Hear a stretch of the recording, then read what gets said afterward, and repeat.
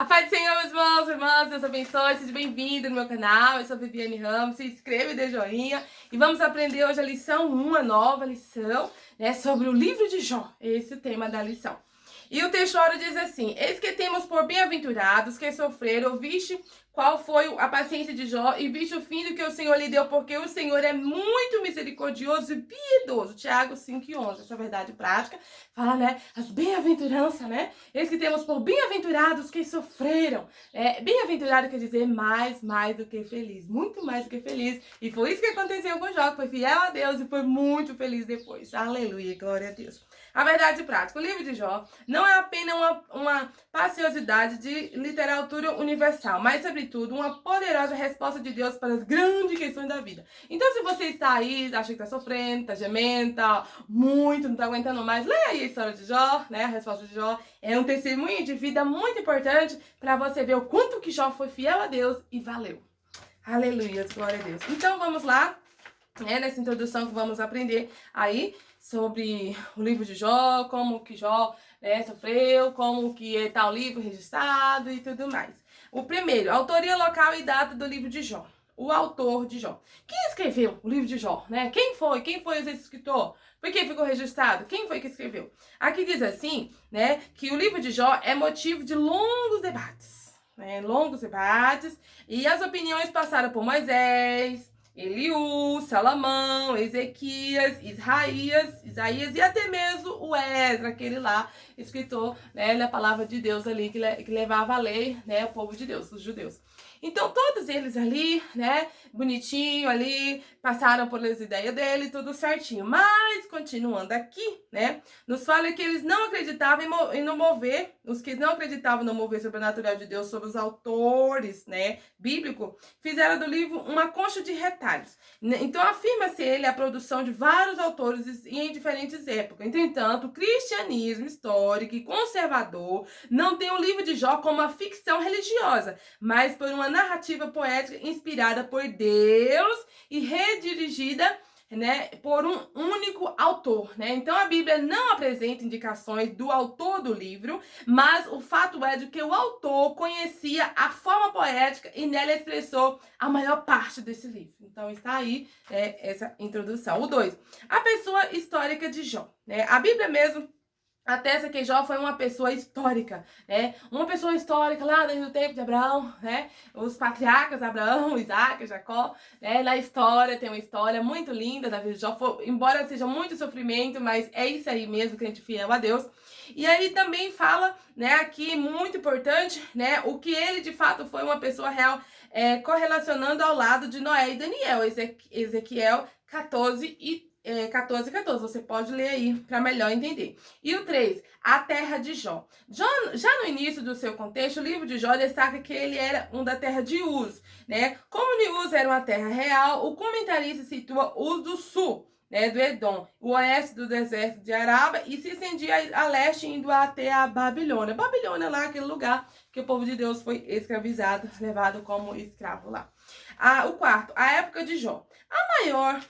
A maioria dos comentaristas, né, citam os fatos narrados de Jó, né, do livro de Jó. O que eles falam, né, dentro do período, né, patriarcal de Abraão, que eu já falei para vocês, né, tem outros também que contribuem no entendimento, né, o sacerdócio como instituição ainda não existia, visto que Jó era o sacerdote da sua família, da casa do seu pai. Ou seja, naquela época, não poderia ser assim, qualquer filho, parentesco, ou seja, os filhos de Jó, né, por Jó cuidar tanto deles, jejuar por eles, consagrar por ele, oferecer sacrifício por os filhos dele. Então Jó era o patriarca ali da própria lá dele, da própria família. É isso aí também que os irmãos têm que ser, viu? Jejuar, consagrar, buscar o Senhor em prol dos seus filhos, da sua família.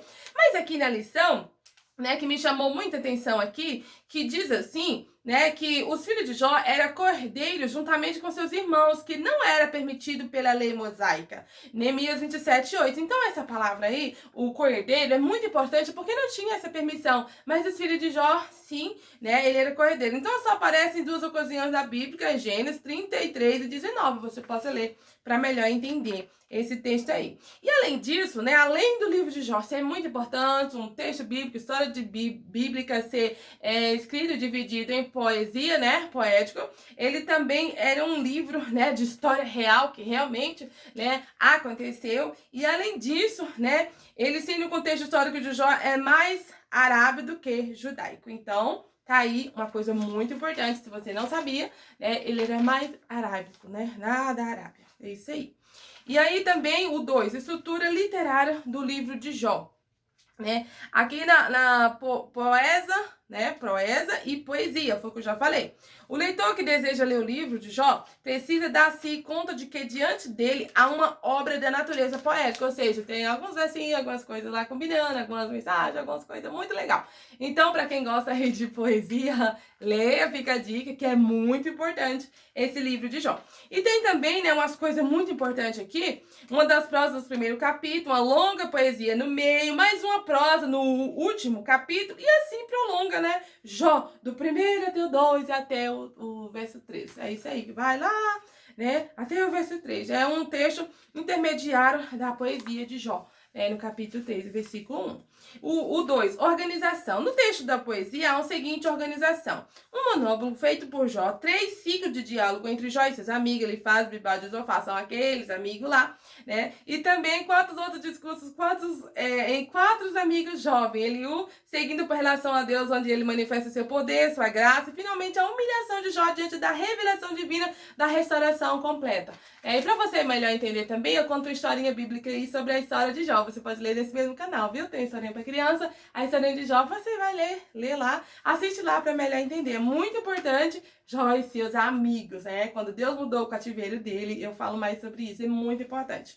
O terceiro, né? A abundância da figura de linguagem. O livro é rico em metáfora, né? Esse recurso estilístico é usado pelo autor bíblico quando ele quer mais expressivamente maior veracidade, né, ao texto. Então, é uma coisa muito importante, né, muito importante mesmo. Jó, por exemplo, usa a figura vai e vem no tecelão para demonstrar a brevidade da vida, o vento, nuvem, sombra, uma corrida, uma flor, né, uma águia, e é isso aí, aqui, né, olha aí como eles usam, mais ou menos assim, como o tecelão já revelando, né, a vida e o sofrimento dele e tudo mais, é isso aí. E aí, continuando aqui, né, tem também uma coisa muito importante que eu quero mostrar para vocês, né, nesse tópico, apesar de explorar o assunto, né, então tem mais essa visão do livro de Jó, nesse sentido, sugerindo que reproduz o seguinte esquema, aqui o esquema do livro de Jó, eu vou ler que não dá tempo, mas tá aqui, você pode acompanhar aí, né, prestar bem atenção mesmo em cada letra, né, dá para entender aí, em cada parágrafo sobre o livro de Jó. E aí, o terceiro, a natureza e a mensagem do livro de Jó. Por que os justos sofrem, né? Algumas questões muito importantes. Por que os justos sofrem? Os justos não deveriam sofrer, somente o pecador, o injusto. Por que Deus deixa os justos sofrer? E às vezes o ímpio goza mais do que, tipo assim, seja mais feliz, tem mais, né? Mas a vida financeira é melhor do que o crente justo. Por que isso, né? Então, fica bem claro aqui, nesse tópico 1 do 3, né? Que alguns estudiosos já pesquisaram, né, querendo saber o porquê, o pra quê, né, por que isso acontece, né, os teólogos e os filósofos. Só que fiz uma coisa entre Deus e Satanás, que foi ali onde o Satanás queria desafiar Deus, e Deus então aceitou para mostrar para Satanás que Jó era fiel. Foi o que aconteceu. Jó continuou fiel ao Senhor, ele era rico, ficou pobre, depois Deus aprovou, ele orou pelos amigos, e aí perdoou, e Deus deu outra riqueza dele muito mais, né, muito mais ainda. E agora o que aconteceu? Ele foi mais abençoado ainda. Então Deus provou para Satanás, que já estava provado, né, que Jó sempre foi fiel e sempre continuou fiel. Então talvez você esteja passando por uma luta, por uma prova e continua fiel, viu? Talvez seja Deus provando, isso aí, talvez seja Deus provando, né, mostrar para Satanás que você é fiel. Então seja fiel, não importa a sua luta, a sua dor, confia no Senhor e seja fiel ao Senhor, é isso aí. Deus quer provar para Satanás que você é fiel, então permaneça fiel, irmão, em nome de Jesus, seus irmãos também. Vamos lá então, continuar adorando e louvando a Deus, né, glória a Deus, glória a Jesus. E aí, continuando aqui no 3, né, existe a natureza da mensagem do livro de Jó, e aí no 2, existe bondade desinteressadas, ou seja, por muitas pessoas, né, qualquer prática religiosa não passa de barganha. Então, era também a esse o do diabo. O diabo achava isso, né? Que Jó era simplesmente infiel porque tinha tudo. E se Deus tirasse tudo, ele ia ficar infiel, ia murmurar, ia questionar, né? E aí ia deixar de servir a Deus, né? De adorar a Deus. Foi quando ele se enganou, porque Jó permaneceu fiel ao Senhor.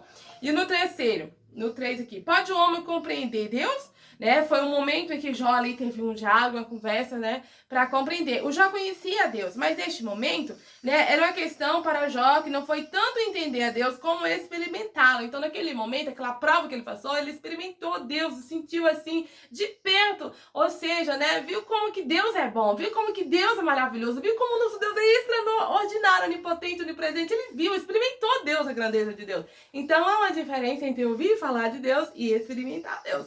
Então, se você está na prova aí, saiba, né, que você tem coisa grande de Deus vindo por aí. Permaneça fiel. Aleluias. Glória a Deus.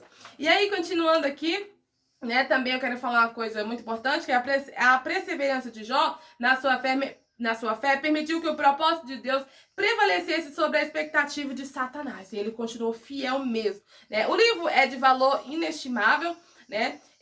Pela revelação bíblica, Deus e a raça humana, a criação, Satanás, o pecado, o sofrimento, justiça, arrependimento e fé. Então esse livro de Jó é muito importante, faz-nos ser fiel, temente a Deus, né? E é muito importante mesmo. Glória a Deus e aleluia. Então vamos concluir aí essa lição, né? Que assim como Jó foi fiel a Deus, nós possamos ser também. E se está passando por luta e por prova, leia o livro de Jó, né? E aprenda, né? Ser fiel ao Senhor, para Satanás ser derrotado em nome de Jesus. Amém, Pai do Senhor, Deus abençoe.